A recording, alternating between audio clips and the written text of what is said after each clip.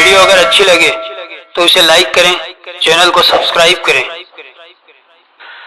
اعوذ باللہ من الشیطان الرجیم، بسم اللہ الرحمن الرحیم۔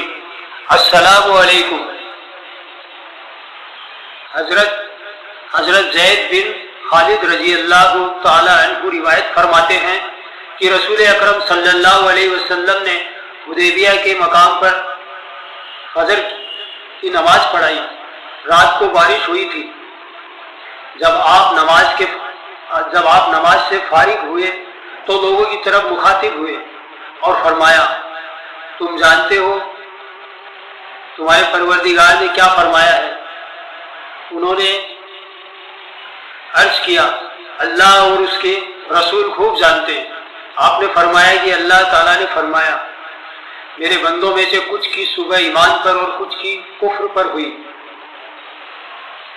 جس نے کہا اللہ کے فضل اور رحمت سے ہم پر برسات ہوئی ہے، وہ مجھ پر ایمان لایا، اور اس نے ستاروں کا کفر کیا، اور جس نے کہا فلاں فلاں ستاروں کے اثر سے بارش ہوئی ہے، اس نے میرا کفر کیا اور ستاروں پر ایمان رکھا۔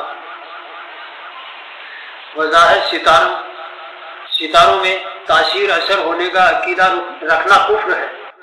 حضرت ابو ہریرہ رضی اللہ عنہ سے روایت ہے کہ رسول اکرم صلی اللہ علیہ وسلم نے فرمایا، جب ابن آدم یعنی انسان سجدے کی آیت تلاوت کرتا ہے اور سجدہ کرتا ہے تو شیطان روتا ہوا ایک طرف چلا جاتا ہے اور کہتا ہے کہ میں برباد ہو گیا۔ آدم کے بیٹے کو سجدے کا حکم ہوا اور اس نے سجدہ کیا،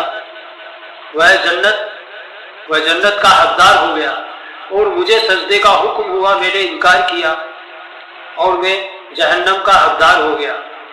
وضاحت، خوب زیادہ سجدے کرنا جنت میں جانے کا سبب بنتے ہیں۔